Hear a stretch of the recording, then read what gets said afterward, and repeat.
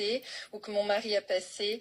Et c'est vrai que je trouve qu'il fallait en parler, quoi. C'était important pour nous de le dire. Alors, tous les deux, vous avez eu des parcours particulièrement difficiles. Vous croyez que cela joue dans votre histoire? Oui, Ça vous a rapproché? Oui, ça nous a rapprochés, hein, voilà. On avait vécu des choses similaires. C'était comme si c'était écrit dans l'histoire. C'est ça qui est étonnant. C'est une histoire magique, en quelque sorte. Dès le début, quand vous avez croisé Bruno, vous avez quand même senti cette complicité. Vous avez senti que mieux que quelqu'un d'autre, il vous comprenait? C'est surtout Bruno. Moi, je l'ai ressenti parce que je me sentais protégée comme un ange gardien.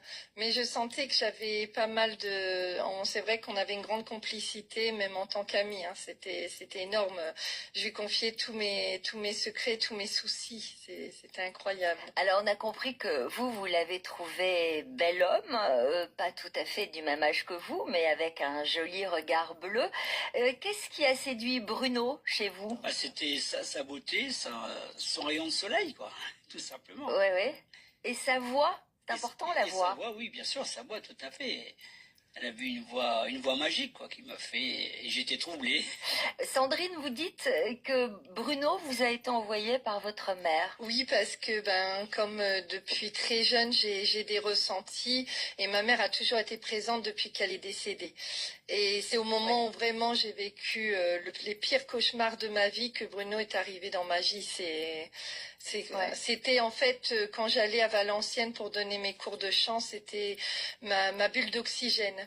Vous avez en plus tous les deux des soucis de santé, voire handicap à surmonter. Est-ce que vous pensez qu'il est plus difficile de trouver l'amour quand on est dans vos situations? Oh oui, oh oui, énormément, et puis même dans la vie sociale, dans la vie du travail également. Mais l'amour, oui, c'est très compliqué parce qu'au départ, ça va bien, et après, quand notre handicap commence à se montrer, hein, malheureusement, et c'est là qu'il y a les difficultés. C'est là qu'on voit que la plupart des personnes ne supportent pas, surtout quand on a des handicaps lourds comme les nôtres, hein, voilà. Il paraît que vous avez enregistré un album, Sandrine. Vous pouvez m'en dire plus? Oui, donc je l'ai sorti en 2021 qui s'appelle Ma Renaissance, je précise bien Ma Renaissance. Et j'ai voulu montrer dans cet album que c'était juste après le Covid, que on peut tout faire en fait, comme la chanson Il n'est jamais trop tard. Il n'est jamais trop tard pour reprendre ses études. Moi, j'ai repris mes études, j'avais 47 ans, j'ai fait une licence en droit. Et là, il y a pas longtemps à l'association, j'ai eu mon